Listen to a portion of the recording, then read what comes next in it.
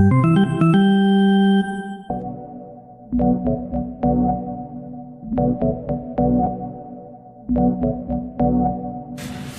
listening to Twins Takes, the Minnesota Twins podcast.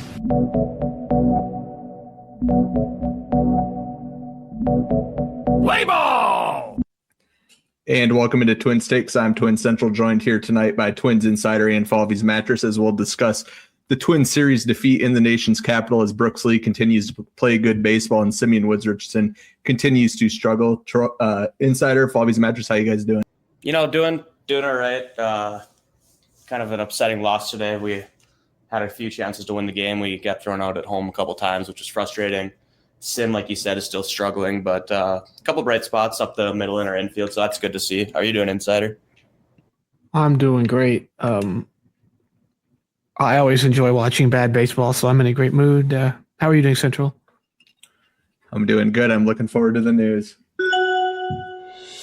Breaking news. Well, I got some bad news for you. Extra. Good news, everyone. It's time for the news.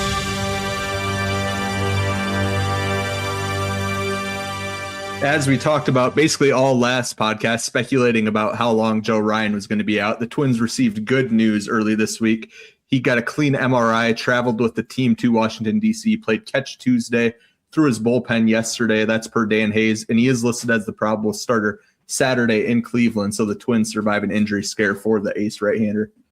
And, that's big news in the sense that, yeah, we get our ace back, but also, if we keep struggling to play baseball and put wins together, that's just huge news that we have a very good starting pitching trade chip at the deadline. So that's really good to see that he's back and scheduled to start on Saturday.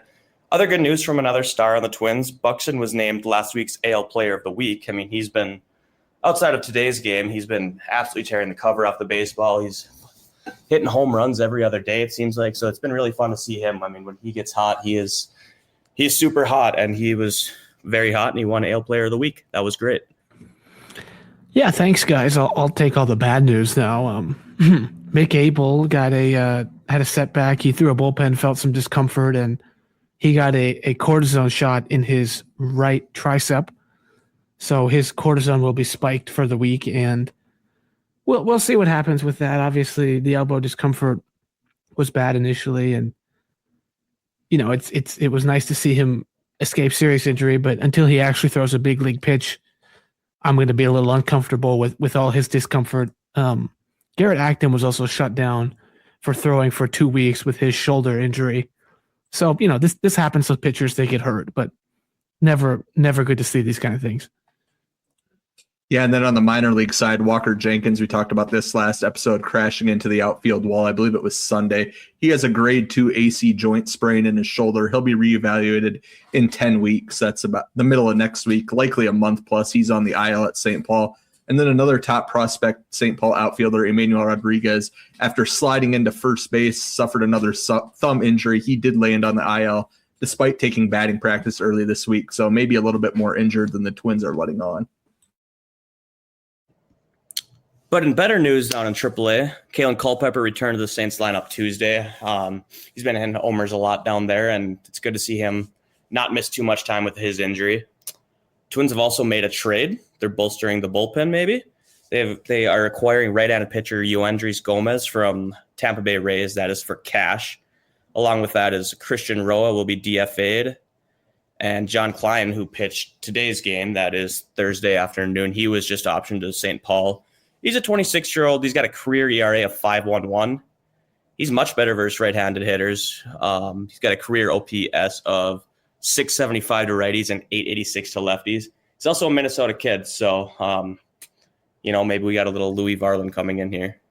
Yeah, I don't mind the Yoendrys Gomez move. The optioning Klein when Justin Topa and Luis Garcia both have FIPs closer to 7 than 6. A FIP in that 6-7 range is not what you want to see. And Klein has some stuff. It was definitely curious. I don't want to, complain about the last guy in the bullpen too much, but it was definitely a curious move, I thought. Yeah, and as we mentioned when Klein got called up a week ago, his stats at St. Paul weren't good. He didn't get a lot of whiffs. I think he only got one strikeout in his two appearances for the Twins, but he threw mid-90s.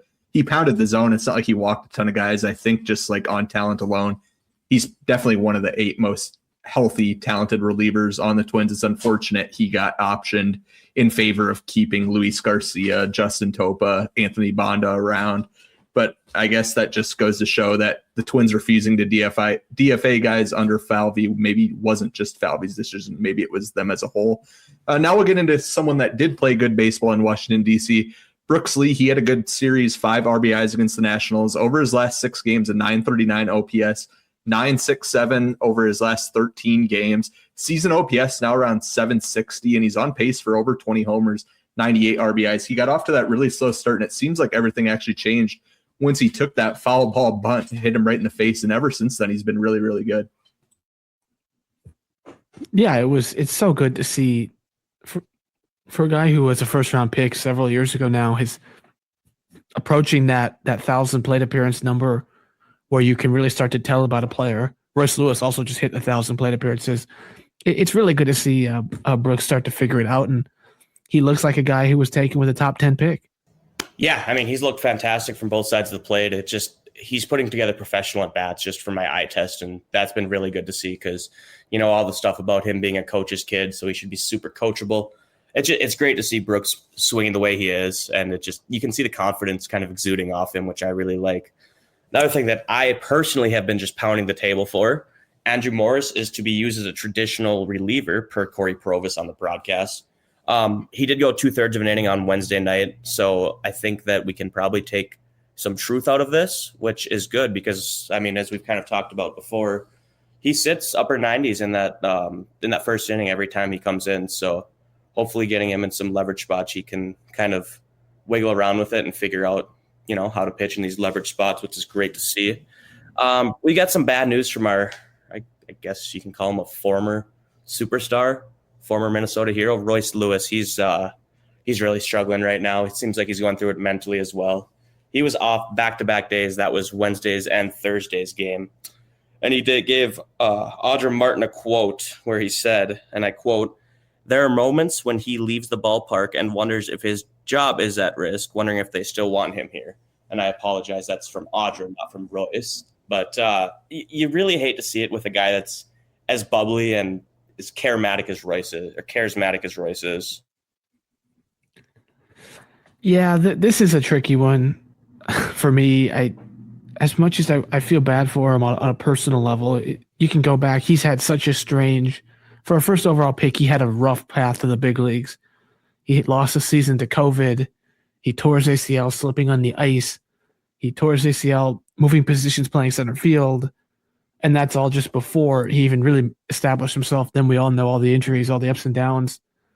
But at the same time, the guy's a first overall pick who I looked it up today. He has a 614 OPS since the collapse in Texas 2 years ago. As the team has been bad in that time, it's mostly been on him. He's been, by every stretch of the imagination, every statistic, every eye test, he's been a bad player. And I don't know. I don't see a way it gets better. So he probably does feel like his job is on the line, and he probably should feel that way. Yeah, I mean, his job is on the line. He's going into ARB 2, I believe, next year. He's going to be set to make somewhere between $4 and $6 million, which isn't a lot if you're a good player, but he has 1.1 WAR since 2024, adding up 24, 25, and then the negative WAR that he has this year. I mean, that's just not a good player. That's not a useful player when you're only playing third base. The defense there isn't good. He provides no versatility. He has like a stupid quote that makes the headlines once every 3 months. Like, your job is at risk because you're not a good baseball player. And you say stuff like this, like, it's got to be really frustrating for, not just Royce. Obviously, he is a human and he wants to succeed just like everybody else wants him to succeed. But at some point, you got to put up or shut up. And he's been pretty bad for 2 years now. Yeah, I also I don't know if took exception is the right phrase, but part of the article that Dan Hayes published about this, Royce was quoted as saying something to the effect of, "Everybody wants me to fail." That's just not true. The Twins for 2 years for 3-4 years have been built on him succeeding. Every Twins fan wants him to be that player he was in the playoffs. Nobody wants him to fail. It's basically broken the organization that he's taken a nosedive. So I don't know where he gets that idea from. I don't know where he gets a lot of the stuff into his head from, but it's just, like you said, he's not a good enough player to be kind of a PR nightmare. Yeah, and there was a quote from this Dan Hayes article here. He says, I think what scares me the most is like, oh, they might try to get me out of here. When I leave the field, that thought does creep into my head. That's from Dan Hayes of The Athletic. And I think just this goes to show that while the regression on the field is likely largely due to injuries, like the mental side of his game just doesn't seem to be there right now. He had that quote a few years ago where he said he doesn't slump. Ever since then, it seems like the confidence has just completely been erased out of Royce Lewis's game. And, you know, for somebody that it seems that such a big part of his game is his confidence, you know, his swagger. When he has that swagger, he's going. I mean, we saw it in the wild card series in 2023. We've seen it in big moments where he's got that swagger and he's going and he's hitting the ball hard and he's having fun. And now it just, I mean, he's not doing anything. It's just watching his at-bats. His feet are just, oh, they're ugly to watch. It's like he's playing Dance Dance Revolution in an arcade and a Pizza Ranch or something. It's really frustrating to watch. I mean, you guys have just touched on it. He's the first overall pick. We have such high expectations for him. And his inability to play well has really taken a toll on our franchise, just like you said, Insider. Yeah, I think we're going to play Dance Dance Revolution after we're done recording this, so I'll move this along to the next topic. Another really good start from our guy, Taj Bradley. That trade continues to look really good. He went 6 innings, 3 runs, a lot of strikeouts, using his fastball, his splitter, and his curveball effectively, his cutter as well. Just more good signs from him. And one of the other young starters, we mentioned it already, SWR, another really bad start. So two guys, similar age, who I both like as humans, but going in very different directions on the field. Yeah, I think I kind of have the same thoughts on these guys, just on the opposite end of the spectrum. Taj Bradley is, I mean, just a good pitcher until he proves otherwise. And SWR is simply not a major league pitcher until he starts getting whiffs again, which at this point, that's a big if. It's not a when. His stuff is really bad. He's not getting any swings and misses. He's walking more guys than we're used to. He just looks, I don't even know that it's a confidence thing for him. I'm sure it is a little bit, but his pitching is just really bad right now. In slightly better news, the Moose of Forest Lake, Matt Wallner, seems to be heating up at the plate a little bit. He had an opposite field home run in Wednesday's game. Couldn't come at a better time. I mean, his replacements in AAA, Alan Roden, Walker Jenkins, and Emmanuel Rodriguez are all banged up right now. So we know he's been a slow starter. This slow start felt much, much worse than past slow starts, but for him to get going would be huge for this team, just with the injuries to the outfield depth we have in AAA right now. Yeah, and it's only been a handful of good games here, but he is hitting the ball a lot harder. He is elevating the ball a little bit. I think it was his first home run in like 27 or 28 days. So that is good to see out of Matt Wallner. If he can get going, he'll be a guy that's back to hitting in the middle of the lineup, which is where everybody envisioned him. It's where he started hitting in the middle of the year for Derek Shelton. And then Thursday afternoon, Insider mentioned a little earlier, just a game that the Twins felt like they gave away. They had a few outs on the bases. They had a bad defensive play between Luke Keeschel and Matt Wallner. It was kind of hit into no man's land, but it was definitely a ball that should have been caught. The broadcast did show Luke Keeschel calling off Wallner, but it was a ball that Wallner certainly should have taken charge of and caught. That scored a run. So just an ugly game all around on Thursday. Yeah, Derek Shelton even said that. He said, we left a lot of guys on base. We did not play a good game of baseball, which it's good to at least see that accountability. You know, you don't have to lie about it. You don't have to sugarcoat it. That was a game that probably should have been won. They were walloping the starter around Jake Irvin, that is. And again, it's just your team's not good enough to let them have stupid, unprofessional plays, throw away games. And that's what happened today. But they're also not good enough to do that because my guy, Luis Garcia, congrats on the child a couple weeks ago, but he is probably the worst Twins reliever since I don't even know when. Yeah, he's not good. I think my answer to that is Noah Davis, the guy we saw last year. I think he has a career ERA of like 8, and it was probably higher for the Twins. But Luis Garcia, Noah Davis was just here to get him through the string of the year. Luis Garcia, we've seen him pitch a few times in leverage situations. We saw him give up homers in a blowout last night. He just seems to be completely cooked. I thought maybe with the trade for Yoendrys Gomez was maybe the end of Luis Garcia's tenure with the Twins, but it doesn't really seem to be. I really don't understand what he's still doing on the roster at 40 years old. I mean, he's a good player. He was a good player for a long time, but it seems like he's just at the end of the rope here. Both parties need to acknowledge that and move on. Yeah, and we've said this about several guys this year, and I think we'll keep saying it. Again, I always say this when we start talking about the bullpen. We could complain about it for hours, so let's just not, and let's go to break.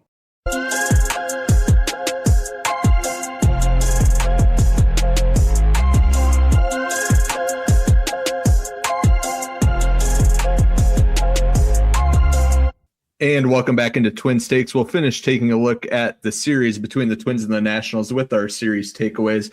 I'll start with mine here. Mine is that it's time to do something with Simeon Woods Richardson. They can't keep giving him the ball every fifth day and expecting anything to change, whether that's transitioning him to the bullpen or maybe using an opener before him or simply, making up an injury, letting him reset on the IL for a few weeks here. I think it's time to do something. It's also time to do something in the bullpen. That's Troy's takeaway. He says a Jordan Romano-like reliever doesn't sound too bad. Jordan Romano did sign with the Rockies this week, but Nick Sandlin is still out there in DFA limbo, I believe. There's always guys. Again, it's important to start churning that roster a little bit. So good takeaway from Troy. Mine is that the team is not only they're really bad, but they've gotten really predictably bad to the point where it's almost boring. Like today, you actually have an early lead, but failed to drive in those really put away runs. Then Simeon melts down against the bottom of the order. Then the other team's worst two hitters, their bad hitting catchers, basically game us back-to-back games. There's a game every series where the number 9 hitter obliterates us. There's a game every series where the bullpen blows a winnable game. It's all just so formulaic. It's really quite boring, which is too bad. I've got kind of two takeaways. Both are from infielders. Just from watching the at-bats, I don't have the stats pulled up in front of me, but it does seem like Luke Keeschel is starting to take better at-bats. Seems like he's hitting the ball more on a line and more on the ground and hitting it hard. That's really good to see. It seems like he's kind of hitting the right center gap on some line drives, which is really good to see. So I know there's been a lot of talk about, let's get him down to AAA and get him right. So, hopefully we're kind of seeing a light at the end of the tunnel with Keeschel because he did really struggle. And I mean, we know what he's capable of just given last year. And then my other takeaway is just Royce Lewis.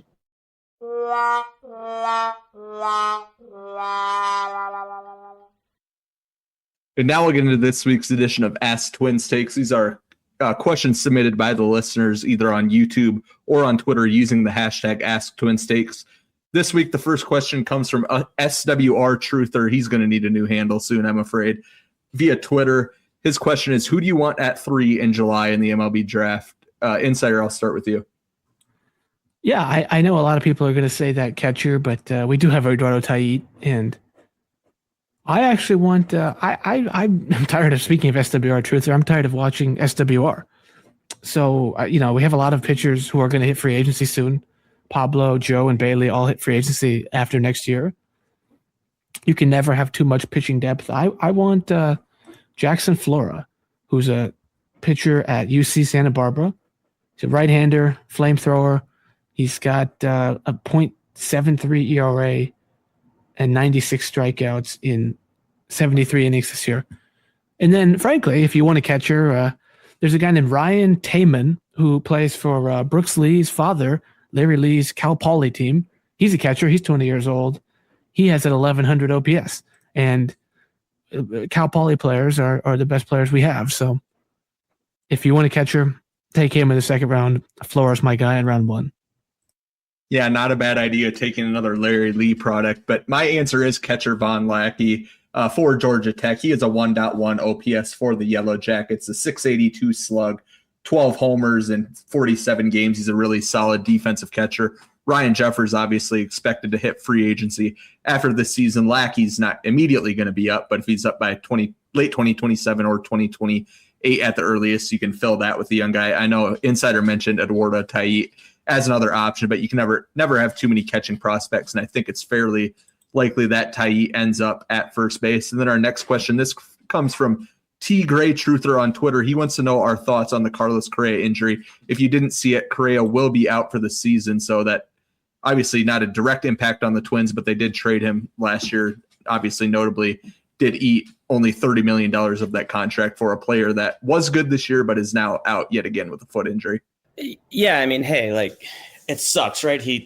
We traded him away, so obviously there's going to be some fans that are, not fans of Carlos Correa anymore, and that's totally understandable. He preached this, team leader thing, and then when we started struggling, he went back to home, went back to Houston. So I do get that part of where those fans are coming from. Like, I feel it myself sometimes, but I feel bad for the guy at the same time. I mean, he's had, much like Royce, he's had significant injuries, maybe not to the, extent and the length that Royce has, but Correa's always been banged up.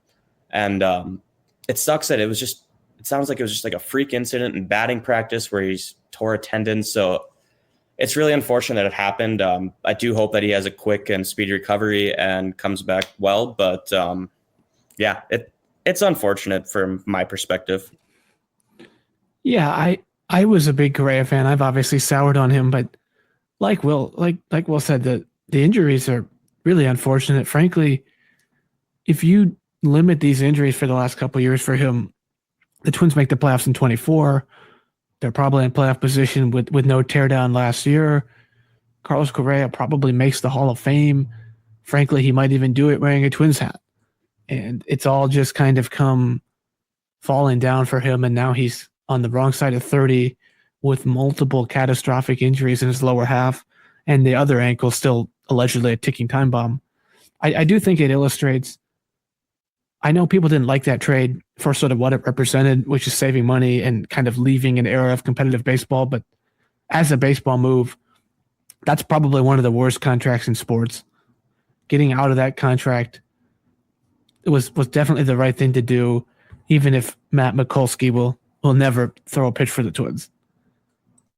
Yeah, I'm glad you brought up the trade. I've brought it up a few times when talking about Derek Falvey, how both big ticket items that Falvey signed for the Twins, Josh Donaldson and Carlos Correa, he had to trade both of them, eat salary on both of them, just like as a negative for Derek Falvey. So I'm glad you brought that up. As far as Correa goes, like you guys said, it sucks to see him hurt. I'm most upset that he's not going to be able to return to Target Field 10 days from now, because I was very interested to see what the fan reaction was going to be like, assuming there was going to be more than 8,000 people there. Obviously he would have got some sort of tribute video, but that doesn't mean that he wasn't also going to get booed. So I am sad that we won't be able to see what that was going to look like. And then the final question this week, Cy Louie asks, is Cody Clemens the most underappreciated player on the team right now? I can go first on this. Good question, Cy Louie, and also T Gray Truther and SWR Truther. Thank you guys for asking questions. It's great to have you guys with the show. Cody Clemens, I'm going to say yes, he is underappreciated. I mean, he's been heating up lately. I don't appreciate him personally. I am not a Cody Clemens fan. I think we've got a couple people on Twitter that are not big fans of his game, but he has been producing. So for me personally, yes, he is underappreciated. If you're a baseball savant user, you definitely believe he's underappreciated. He's still barreling the baseball. He's hitting it hard. He's walking. He's probably one of our better defensive players. Outs above average likes him. If Keishel does ever get hurt, he'll be able to fill in at second pretty admirably. I still maintain that he should probably hit a little lower in the lineup. And he probably should be benched a little more. I think he's most useful as a platoon guy off the bench, but you could do a lot worse as far as quality teammates, quality players go. He's a solid player. He makes no money. I'll never have any real major issues with him because he's not really blocking anybody, in my opinion. Yeah, I guess my answer for this one is I guess he's the most underappreciated player, but that's mainly because I don't know who else it would be. Like the other arguments would be like Trevor Larnach, but I think people are appreciating him because he's off to a good start. But in the offseason, he definitely would have been my answer. On the pitching side, it's like probably Bailey Ober, but I don't know how sustainable that is.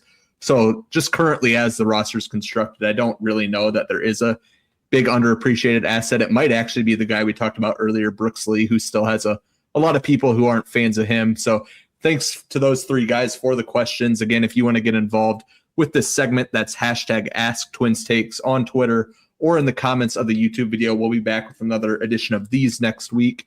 Now it's time for our stat of the week. The Twins are 0-18 when trailing heading into the 9th inning so far this season, which isn't all that surprising considering the bullpen, considering the lineup's inconsistencies, but no wins when trailing heading into the 9th. Yeah, and I mean, we kind of knew this was going to happen, right? As Insider kind of pointed out, this is becoming just, expectedly bad. What we knew was going to suck is going to suck. 0-18 might be a bit of a stretch. Just I don't, there's got to be some variance involved where we do win after the 9th inning when we're trailing, but we haven't gotten there yet. So, we knew this was going to happen. It's happening. Move on. Yeah, speaking of moving on, now it's time to preview the most fun and exciting series of the season at Cleveland. Cleveland has scored 154 runs. That's 20th in baseball, and 96 WRC plus. That's 21st. They have hit 38 homers. That's good for 17th in baseball. 30 stolen bases. That's 8th. So like the Nationals, they'll run on the base pass. Washington had success doing that, as have many against the Twins catchers. On the pitching side, 3.98 ERA, good for 12th. A little bit worse underlying metrics, 4.20 FIT, that's 17th. They do strike out a lot of opposing hitters, 9.26, that's 4th in the league. And the bullpen has taken a little bit of a step back, 0.51 WPA. That's a league average WPA out of the bullpen. Shortstop Gabriel Arias and right-handed reliever Sean Armstrong are on the IL, so two pieces that will be missing for the Guardians.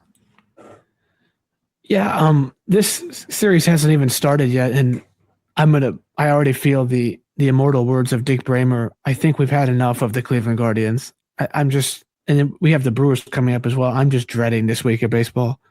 There are going to be so many infield hits, so many blown leads, so just completely outclassed on the diamond, and it's not going to be pleasant to watch, in my opinion.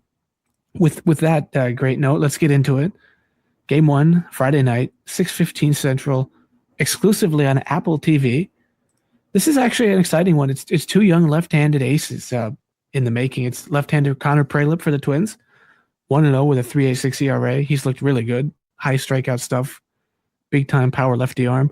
And then it's more of the finesse lefty arm. It's left-handed pitcher Parker Messick, who's 3-1 with a 2.40 ERA. He took I believe, a no-hitter or a perfect game into the 9th inning earlier this year. He was a great pickup in the late rounds for my fantasy team. He's not going to throw it hard, but he's going to mix his speed, mix his location. The Twins have always struggled with pitchers like this.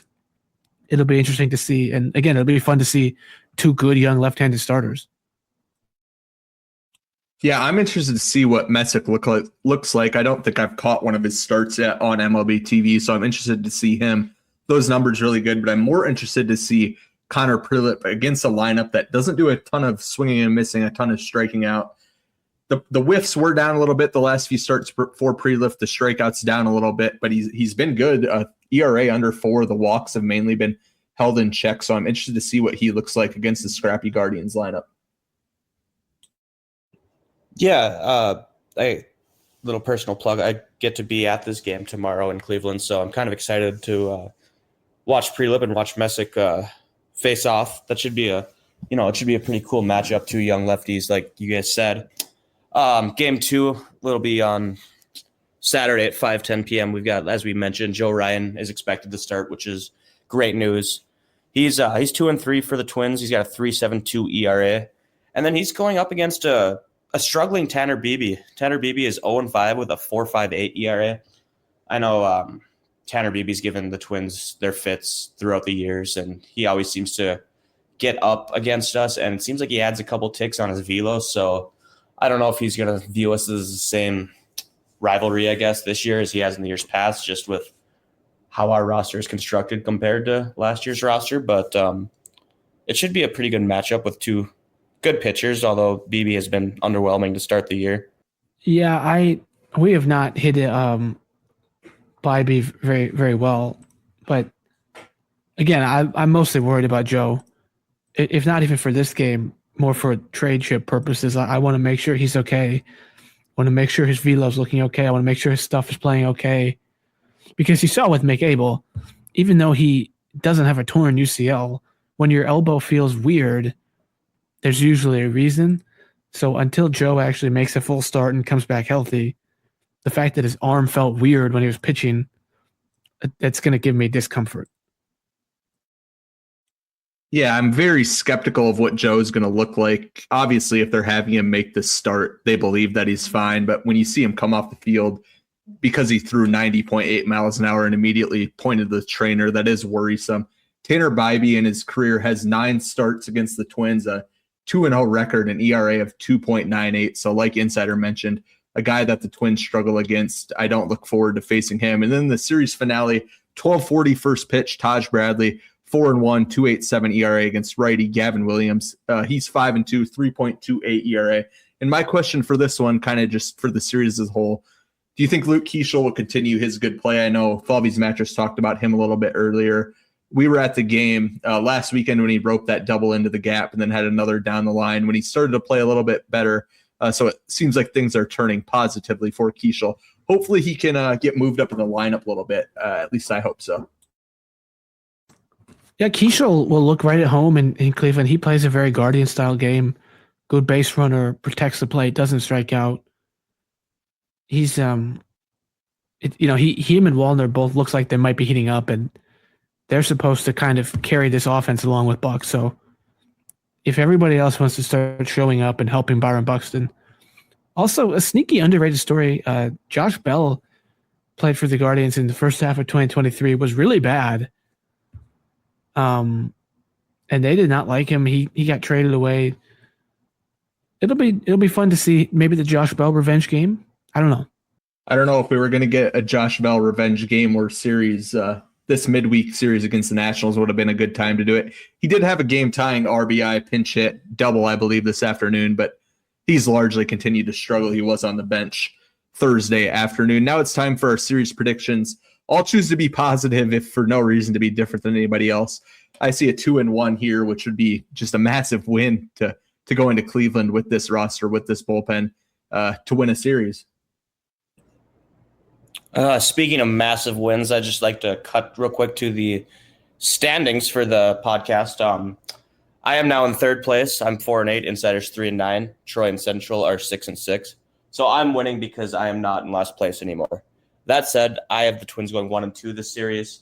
I'm just going to be like a young fan. I'm going to say they're going to win the game that I'm at because they have to, because I'm there. No, I'm just kidding. I think we'll sneak one away. Like we said, it's 3 really good pitching matchups, so it should be hopefully fun to watch. And I think one of these games, one of our pitchers will outduel the other. I think Cleveland is a much better team than us, so they will win the series, though.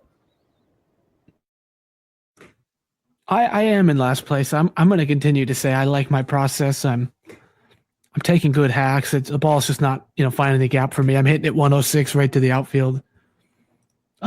Keep my approach. I'll be good here. Speaking of my good approach, I'm going to predict them to go 0-3. And Troy, it's a good approach because Troy is also copying me with an 0-3 prediction. We don't beat this team. We don't beat this team in this ballpark. We don't win one-run games. We don't win one-run games in this ballpark against this team.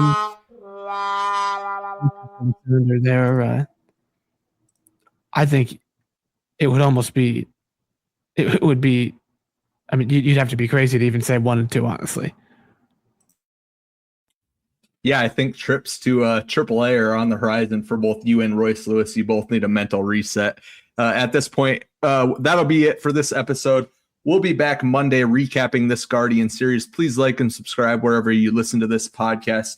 Helps the channel grow. You can follow us on Twitter at TwinsTakesPod.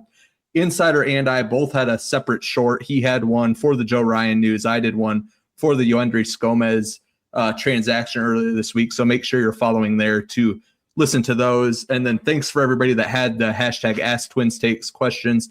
Keep firing those at us. They're fun for you guys to ask. They're fun for us to answer. So keep them coming. For Twins Insider and Falvey's Mattress, I'm Twin Central. Thanks for listening, everybody. Bye-bye.